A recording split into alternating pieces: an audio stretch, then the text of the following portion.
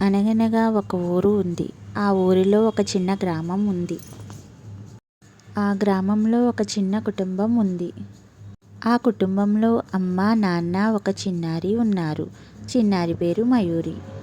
వాళ్ళది చాలా పేద కుటుంబం. అయినా ఎటువంటి చింత లేకుండా వాళ్ళు చాలా ఆనందంగా, సంతోషంగా జీవితాన్ని గడిపారు.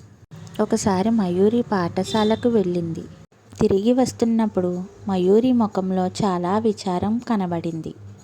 అప్పుడు మయూరి అమ్మా నాన్నలను పిలిచి వాళ్లతో ఇలా అంటున్నది. అమ్మా నాన్న, మా స్కూల్లో పిల్లలందరూ కలిసి మంచి మంచి బొమ్మలు కొనుక్కున్నారమ్మా. వాటితో చక్కగా ఆడుకుంటున్నారు. నాకు ఎలాంటి బొమ్మలు లేవమ్మా.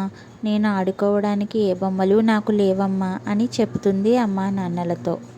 అప్పుడు అమ్మ చెబుతుంది మయూరితో, అమ్మ, మన దగ్గర అటువంటి బొమ్మలు ఏమీ లేకున్నా మన దగ్గర ఒక అందాల చిన్ని బొమ్మ ఉంది అని చెప్పింది అమ్మ.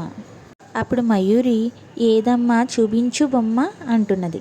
ఇంకెవరమ్మా, నువ్వే మా బంగారు తల్లివి అని అమ్మా నాన్న మయూరితో అంటున్నారు. అప్పుడు నాన్న కూడా అంటున్నారు, అవునమ్మా, నువ్వు నవ్వుతూ ఉండడమే మాకు ఆనందమని చెప్పారు. అప్పుడు అమ్మా నాన్న మయూరిని నవ్వించడానికి చాలా సంతోషపడేలా చేశారు.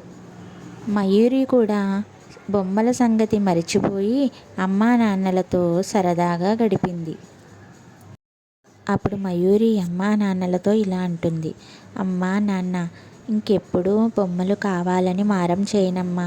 మీ మాటలను గౌరవిస్తానమ్మా అని అంటుంది. మీరు ఏది చెబితే అదే వింటానమ్మా అని నవ్వుతూ అమ్మా నాన్నకు చెప్పింది మయూరి.